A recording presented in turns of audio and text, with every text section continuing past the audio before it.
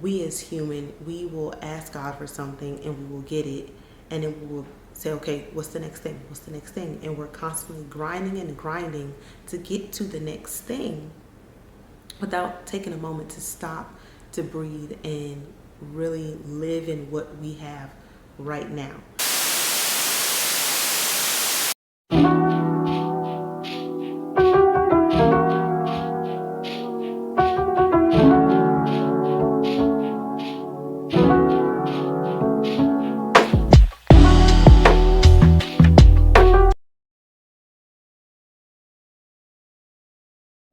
Hey besties, welcome back to my channel. If you are new here, my name is Kim and thank you so much for clicking on this video. And if you're returning, thank you, I love you. I hope that you stay. And at the end, you like, comment, subscribe, tell me what you think, what you feel, right? So I know you could tell by the title of this video, today I'm gonna be talking about my testimony and how I got to where I am today, okay? It has been a journey for me, to say the least. But here I am, I'm alive, I'm well, and I thank God for that, right? So today is Sunday, I just came from church, and what sparked this whole thing really is I've been praying about putting out this video, but then when I went to church today, the pastor said something that kind of just like confirmed it for me. And he said that what we're going through right now will be the testimony our testimony in the future, and at that point we will be living in an answered prayer. And I've said this so many times over the past month that I am currently living in an answered prayer. And I say that because so many times we as human, we will ask God for something and we will get it, and then we will say, okay, what's the next thing? What's the next thing? And we're constantly grinding and grinding to get to the next thing without taking a moment to stop, to breathe, and really live in what we have right now. And that is something. So if you don't take anything from this video, I hope that you take the fact that you need to stop, you need to look around you, and you need to think about the prayers that you've prayed and the blessing that you have right here in front of you. Okay, so as a little backstory, I am a preacher's kid. My dad is a preacher. My grandfather was a pastor. My grandmothers, they are ushers. I had a grandfather who passed away as well, who was a deacon. I grew up in church. My moms, my aunts, ushers. I used to be an usher at church. I used to sing on the youth choir. I used to be on the praise team. I've been in Southern Baptist churches, AME church, UME church, non-denominational, you name it, I've been a part of it. And so God has always been a part of my life. I have always known God. But today, I know God. I am knowing Him differently than what I did back then, because I knew Him through my grandparents, I knew Him through my mom, I knew Him through my dad, but I didn't know Him for myself, which is where I am today. So for the past 6 years, I feel like my life has been a roller coaster and things have been happening up and down, up and down. I've had to deal with the death of my grandparents, and God bless the ones who are still alive. And I've had to deal with the passing of a best friend. I've had to deal with, losing friends and gaining friends over the course of this time. But it wasn't until after I had my son in 2023 where a decline really started to happen with my mental health and what I was feeling. So I gave birth in March of 2023, and for a majority of that time afterwards, I was alone. So my mom was there when I gave birth, but my husband was not, because he was away at the police academy. And then two of my friends, they came and they really helped me for like two or 3 weeks. And I'm so thankful, so grateful for them, for that help. And then after that, I was by myself, and I lived in another state from my family. So Monday through Friday night, I was at home with a toddler and a newborn by myself, and then my husband would come home Friday nights and leave Sunday mornings. And so from there, it was always feeling by myself. And then when he finally was out of the academy, he was home, but he was working nights. And so I would be home all day by myself with the kids.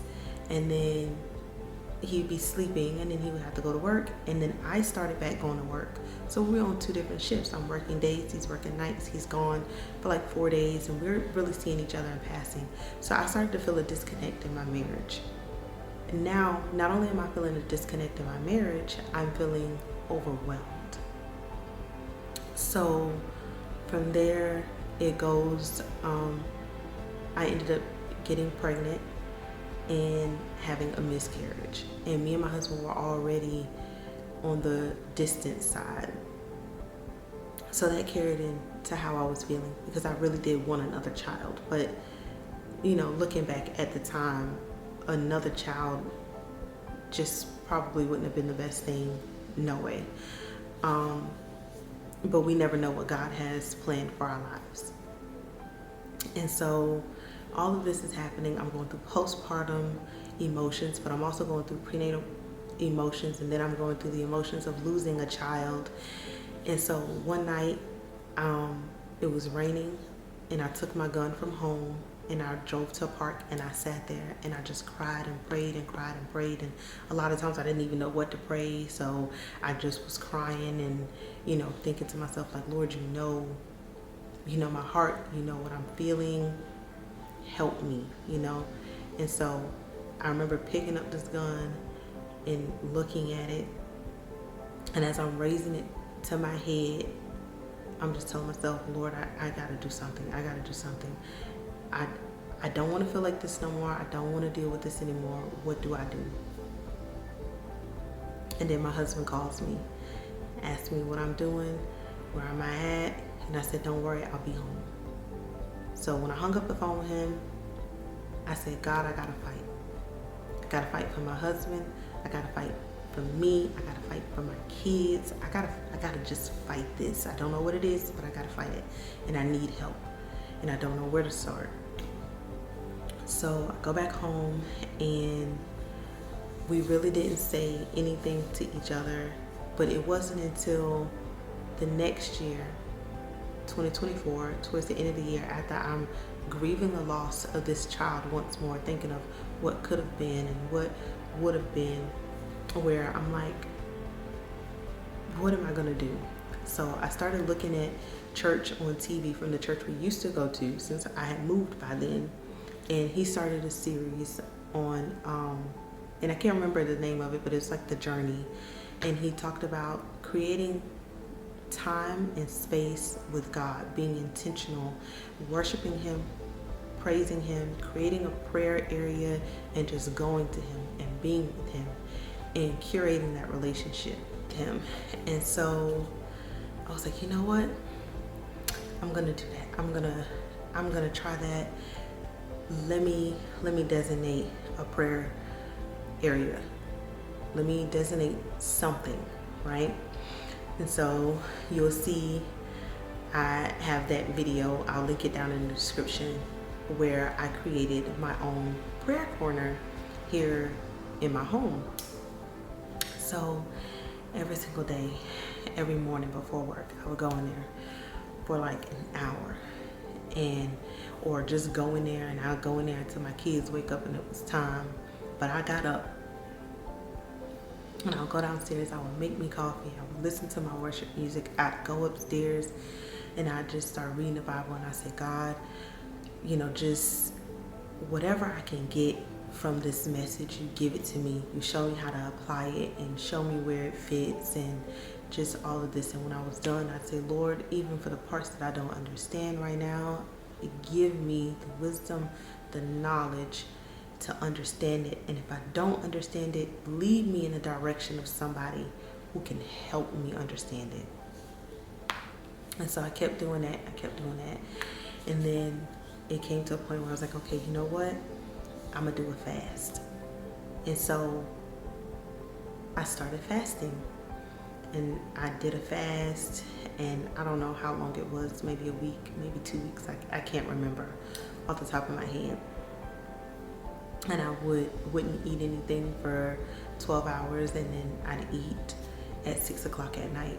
And during this time, I'm fasting. I'm also praying, but I'm also looking up, because it took me a while before I started the fast, because I wanted to make sure that if I'm going to do a fast, I'm going to do it correctly. I want to do it the way God has intended fasting to be. So I do what it takes, and I just started getting so many revelations about my marriage, and I started getting revelations about me and myself, and my fear and my anxiety and what it's surrounded by. And then I just, one day I was feeling something in my spirit, and it was just start fear, search it, figure it out. And I opened up my journal and I just started writing. And I'm just searching fear in the Bible, anxiety in the Bible. What does it say? I'm reading the scriptures, I'm writing the scriptures, and everything just felt like it was coming to me. And it was this, I was feeding my soul with the Lord's word and creating that relationship with Him. And I was like, wow, this is crazy. And so I remember I said, okay, I'm gonna make me a prayer board, because my husband had showed me that my sister-in-law made one. And so I remember creating a vision board like 2 years prior, and that thing is still sitting there. I didn't even look at it.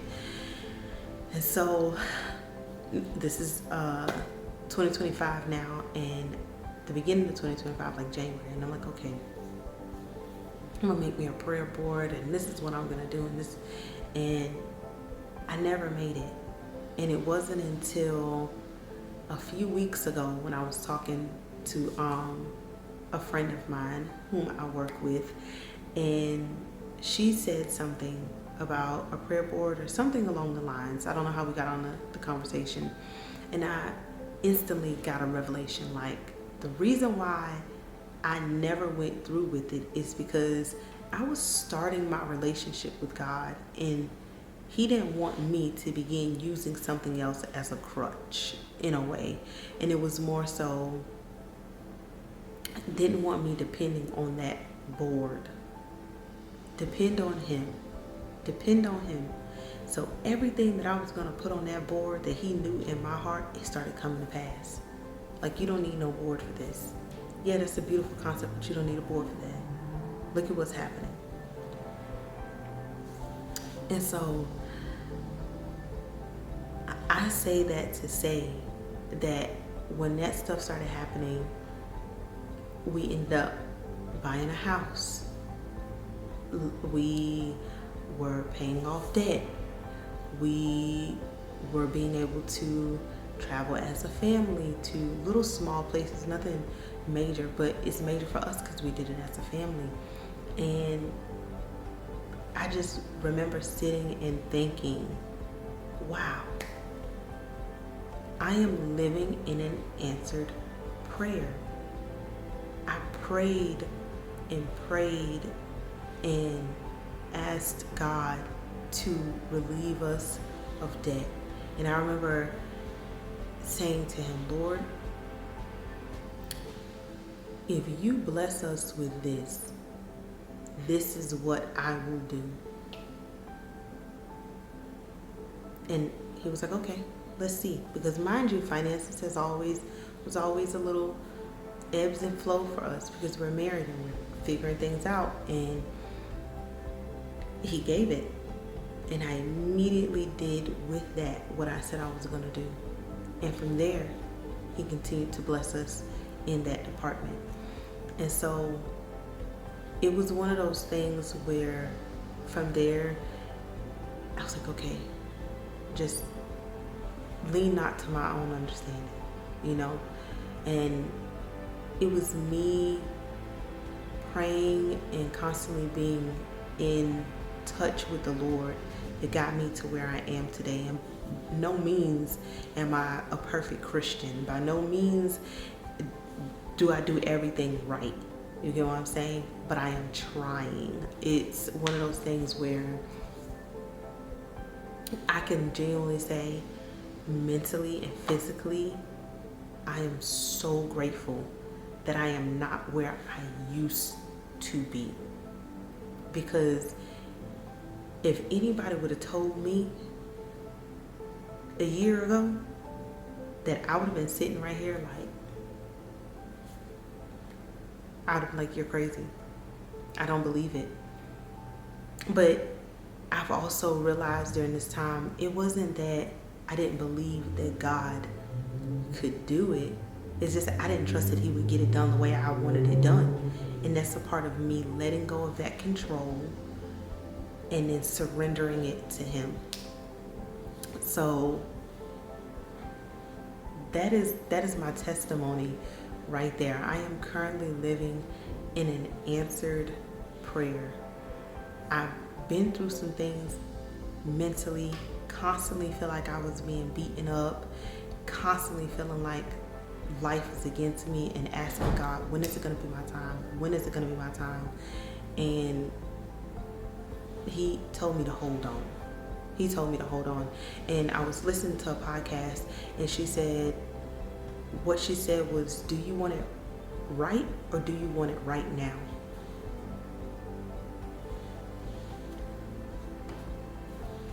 Let that sit with you, okay? Let that sit with you.